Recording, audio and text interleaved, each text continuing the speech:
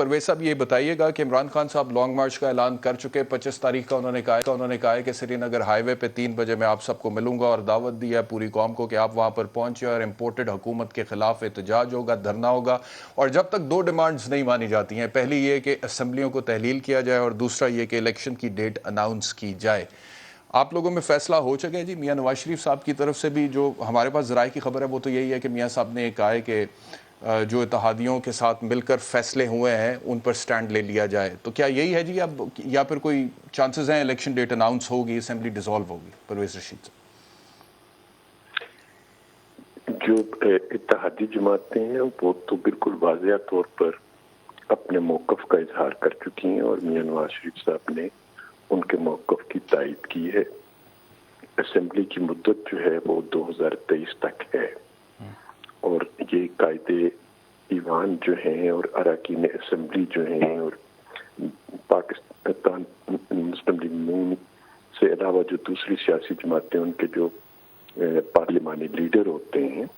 یا head of the parties جو ہیں، ان سب کی خواہش یہ ہے کہ اسمبلی جو ہے وہ 2023 تک کام کرتی رہی ہے۔ ان کا آئینی حق ہے، وہ چاہیں تو اس سے پہلے الیکشن کرا سکتے ہیں، لیکن اگر وہ اپنے اس آئینی حق کو استعمال کرنا چاہتے ہیں تو کسی دوسرے کو تو یہ حق حاصل نہیں ہے کہ، یا کسی اقلیت کو بھی یہ حق حاصل نہیں ہے کہ وہ اکثریتی پارٹی کی رائے کے اوپر اپنی رائے کو مسلط کرنے کی کوشش کرے۔ صحیح، لیکن given the present political circumstances Pervez Rashid صاحب، کیونکہ آپ کی حکومت جو مخلوط ہے اور پی ڈی ایم کی تمام جماعتوں پر جس کی بنیاد ہے، معیشت کی جو صورتحال ہے وہ اپنی جگہ پر ہے، ایک طرف آئی ایم ایف کے ساتھ ٹاکس ہو رہی ہیں، دوسری طرف سبسڈی کے اوپر مفتاح اسماعیل صاحب کئی دفعہ یہ کہہ چکے ہیں کہ پاکستان کی تاریخ میں کبھی اتنی سبسڈی نہیں دی گئی ہے۔ مریم نواز صاحبہ یہ کہہ چکی ہیں کہ عمران خان کے مسائل کا ٹوکرا ہم اپنے سر پر کیوں اٹھائیں، ارلی الیکشنز کی طرف جانا چاہیے۔ خواجہ آصف صاحب کی طرف سے بھی اس طرح کا ایک سٹیٹمنٹ آ چکا ہے، اور شہباز صاحب ہمیں شروع میں کنفیوز لگے، اور جب تک کہ وہ میاں نواز شریف کو لندن جا کے نہیں ملے کہ پتہ نہیں حکومت کو آگے چلانا چاہیے، ارلی الیکشن کی طرف جانا چاہیے۔ اس ساری صورتحال میں اگر معیشت نہیں سنبھالی جاتی ہے، مہنگائی زیادہ ہوتی ہے، شرح سود آج بھی تقریباً 1.5% کے قریب بڑھا دیا ہے اسٹیٹ بینک آف پاکستان میں، اور دوسری طرف عمران خان دھرنا کر رہے ہیں اسلام آباد میں، تو کیا پریشر بہت زیادہ بڑھ نہیں جائے گا آپ لوگوں پہ؟ ایک ہے جی، سیاسی جماعتوں کے اپنے مفادات اور ایک ہوتے ہیں پاکستان کے مفادات۔ ایسے مرحلے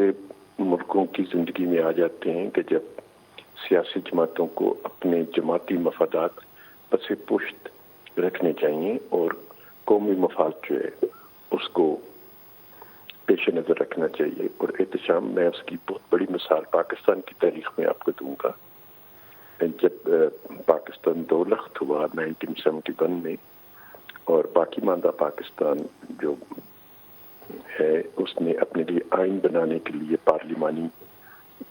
کام شروع کیا، تو ایسی سیاسی جماعتیں موجود تھیں جیسے نیشنل عوامی پارٹی تھی، جو کہ اپنے موقف سے بہت پیچھے گئی جب آئین بنا، اور انہوں نے وفاق کو وہ اختیار دیے جو نیشنل عوامی پارٹی کے مزاج کے خلاف تھے، فلسفے کے خلاف تھے، اور ان کے اپنے منشور کے بھی خلاف تھے۔ لیکن چونکہ اس وقت انہوں نے اپنی جماعت کا مفاد نہیں دیکھا، انہوں نے پاکستان کا قومی مفاد دیکھا کہ ابھی پاکستان 2 لخت ہوا ہے، اور نئے پاکستان کو جو مغربی پاکستان سے پاکستان میں اب مقام حاصل کر گیا ہے، اس کو مضبوط بنانے کے لیے وفاق کو کچھ اختیارات کچھ عرصے کے لیے دینے چاہیے، تاکہ جب یہ مستحکم ہو جائے گا تو پھر ہم اپنے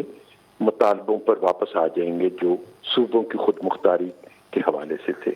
اور پھر 35-40 سال کے بعد 18ویں ترمیم کے ذریعے انہوں نے ٹھیک ہو گیا۔ تو یعنی کہ اب مائنڈ میک اپ ہو گیا ہے اس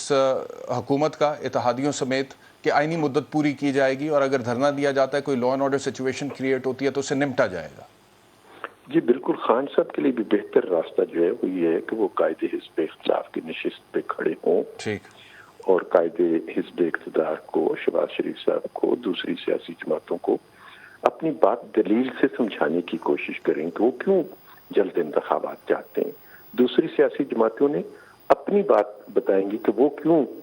سمجھتے ہیں کہ اس وقت انتخاب پاکستان کے قومی مفاد کو جی بالکل ٹھیک ہو گیا. پورا نہیں کرتا. تو یہ پارلیمانی ڈبیٹ جس چیز پہ کی جا سکتی ہے اس کے لیے سڑکوں پہ آنے کی ضرورت ہی ٹھیک کیا ہے؟